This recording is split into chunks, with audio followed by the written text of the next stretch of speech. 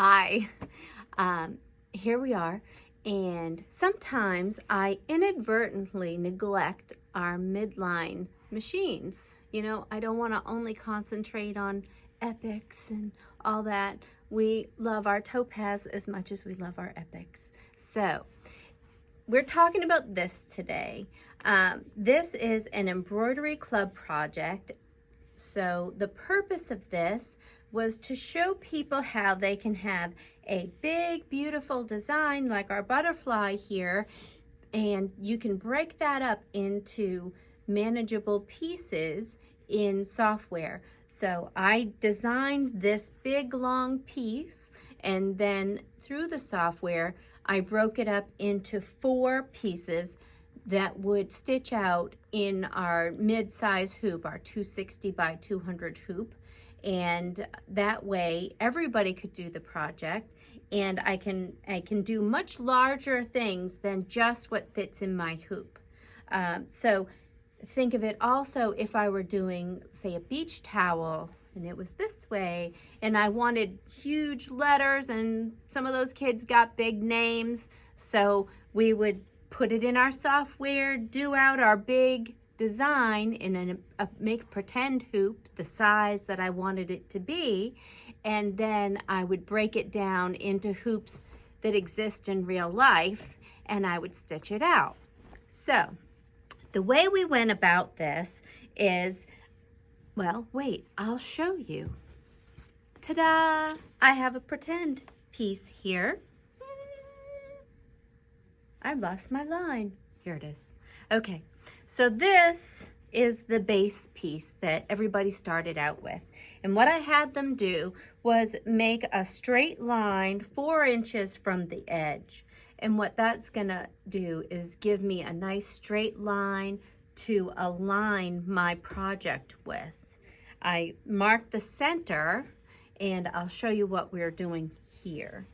So in the software, as I said, it was broken into 4 pieces. This is the first piece. And if you can see this little box, that little box actually represents 4 corners.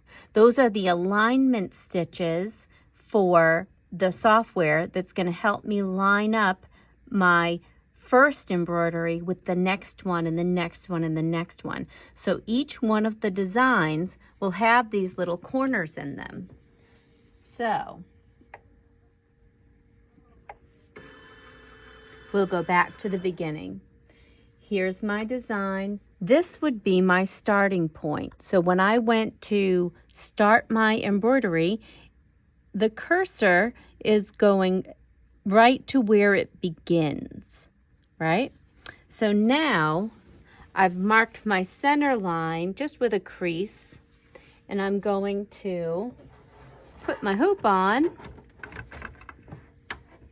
and I'm going to bring my fabric in, and I'm going to align it with my center line of my hoop. You guys have heard me say this a million times. This hoop's in wrong. We won't say any names.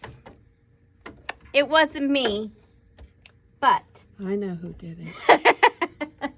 and I love her, so it's okay. Sorry. No, it's okay. It's a great learning moment, right?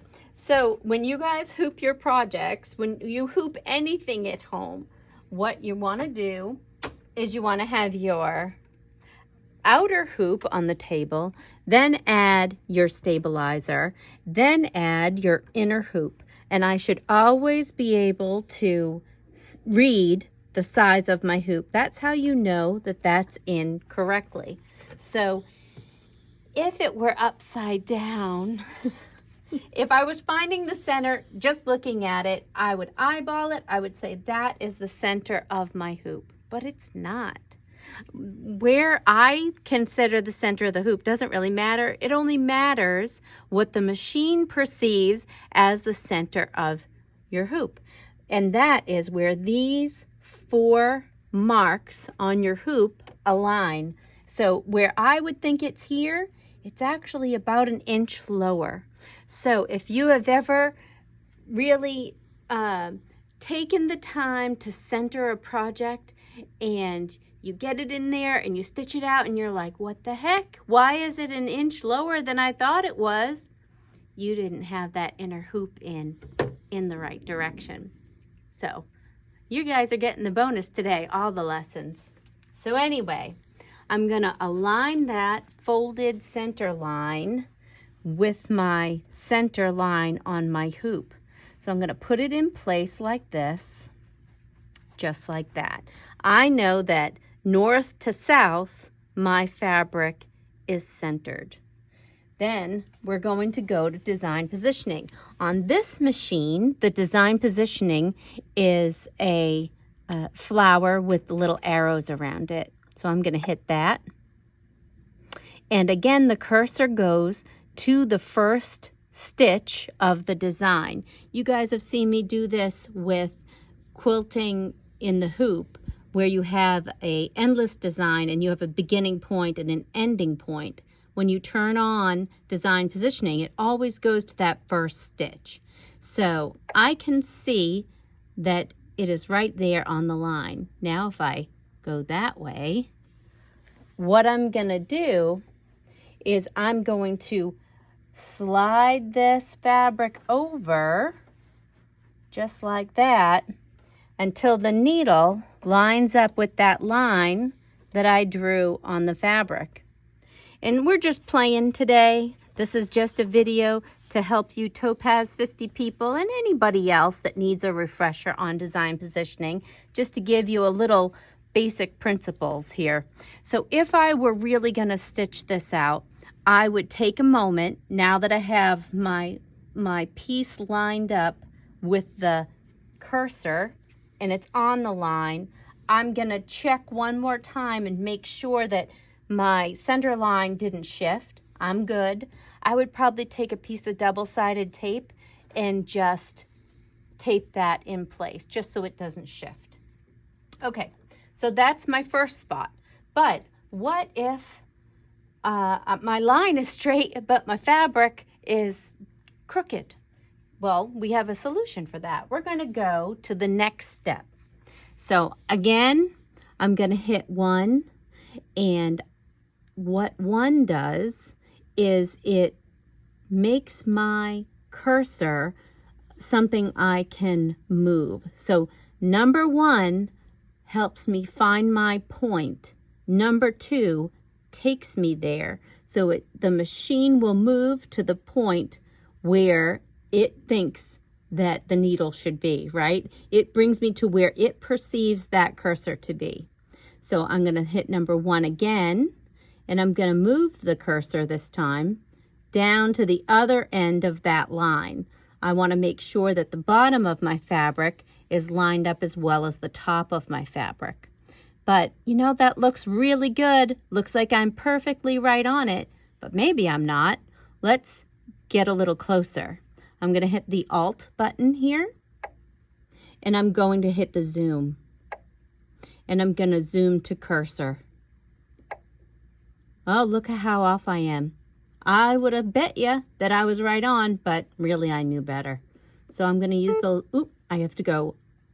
Now I want to move it, not just see it. So I have to go to Alt and Design Positioning.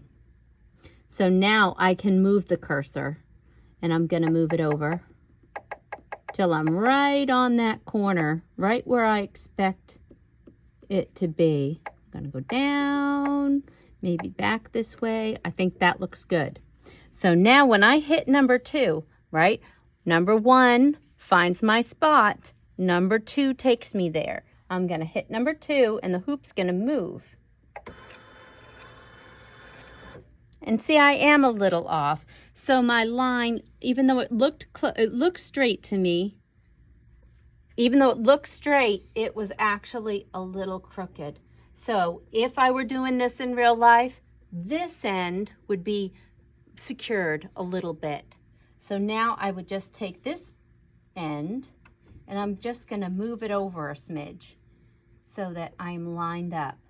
And then I can put my needle down and I'm right on the line. It's perfect. So now all I would do is I would secure this with a little piece of tape, maybe something to keep it from shifting. Okay, so I did not move my design. I didn't make any changes, but I used design positioning in an alternate manner so that I could align my fabric. Instead of moving my design, I moved my fabric to accomplish the same thing. So now I want to see my whole design again, right? I don't want to just see the little corner. I'm going to go back to Alt. I'm going to go to Zoom. And I'm going to say, hey, I want to see the whole hoop. So now I can see the whole thing. Then I would go, well, you know what? Then I think I'm pretty good. I would go through the same process over again if I had other points to match up. But since this is the first step, I'm only aligning the top and letting the rest of it work its way out. So we're going to hit OK. I'm happy. It's still right on the line. I'm ready to stitch out and go. And I hope that helps you guys with the challenges of design positioning. It's really not that bad. And I guess that's all I have to say about that. Catherine's reminding me, give us a like, a thumbs up, share us. And that is all I have to say about that. Keep stitching.